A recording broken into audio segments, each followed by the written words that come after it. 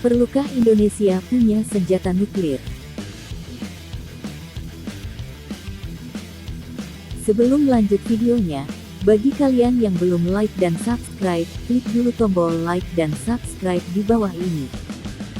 Agar Anda tidak ketinggalan info terbaru dari kami, karena like dan subscribe itu gratis.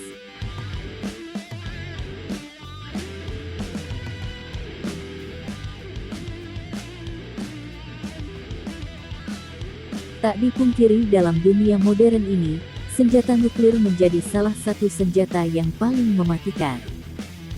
Nuklir saat ini menjadi salah satu alat perang dan alat pertahanan sebuah negara besar. Sudah banyak negara yang mengembangkan dan menggunakan nuklir sebagai senjata militer negaranya. Namun, apakah tidak pernah berpikir, perlukah Indonesia mempunyai senjata nuklir dalam kekuatan militernya?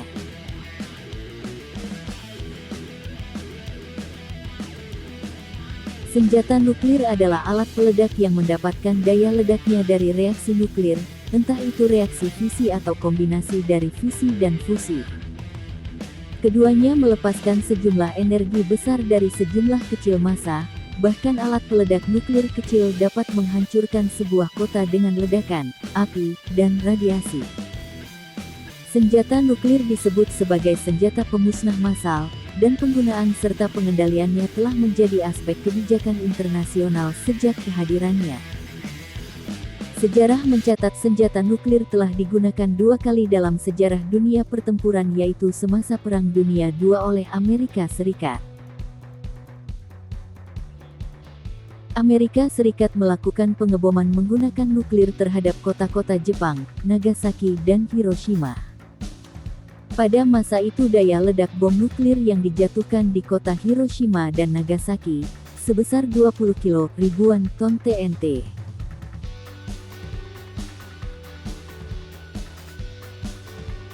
Akibat ledakan bom nuklir tersebut, kota Hiroshima dan Nagasaki mengalami kehancuran. Bahayanya, saat ini bom nuklir yang dimiliki beberapa negara besar sekarang ini, mempunyai daya ledak lebih dari 70 mega jutaan ton TNT. Sehingga dapat membuat kehancuran yang sangat luar biasa, jika terjadi perang antar negara dengan menggunakan senjata nuklir di dunia ini.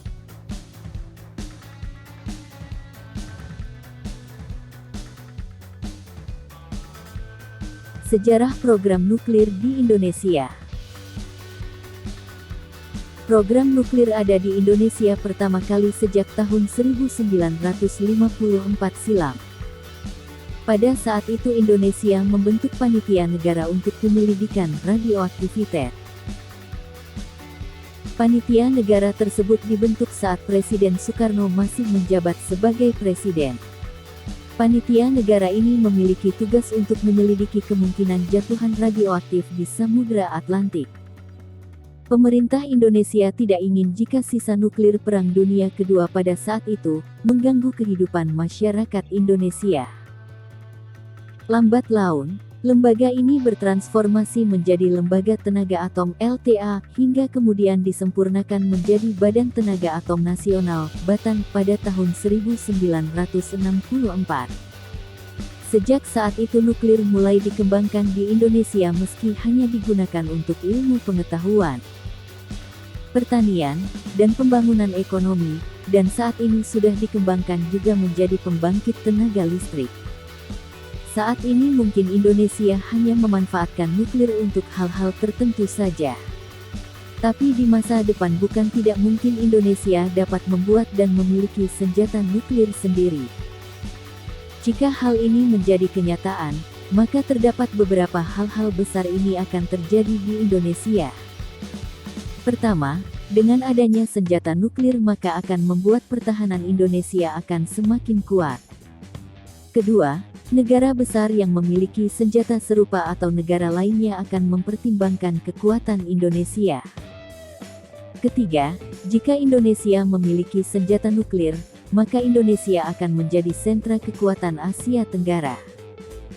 Hal itu dikarenakan saat ini negara di Asia Tenggara juga belum memiliki senjata nuklir.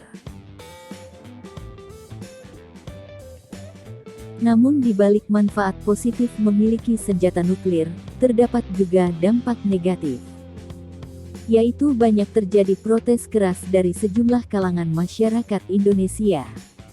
Hal itu mengingat terdapat resiko besar di belakangnya, seperti kebocoran nuklir pada saat melakukan pengembangan senjata nuklir. Selain itu, Indonesia juga dimungkinkan akan dimusuhi banyak negara akibat memiliki senjata nuklir. Akibatnya akan muncul kemungkinan terjadinya perang.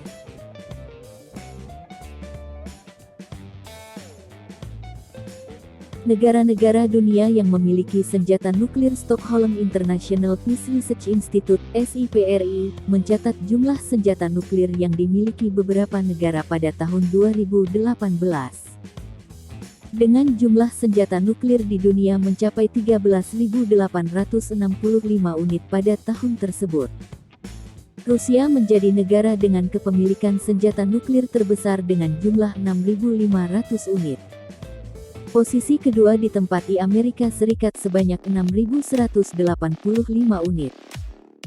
Meski begitu, kedua negara terus mengurangi persenjataannya sesuai perjanjian New START, Strategic Arms Reduction Treaty, pada tahun 2010.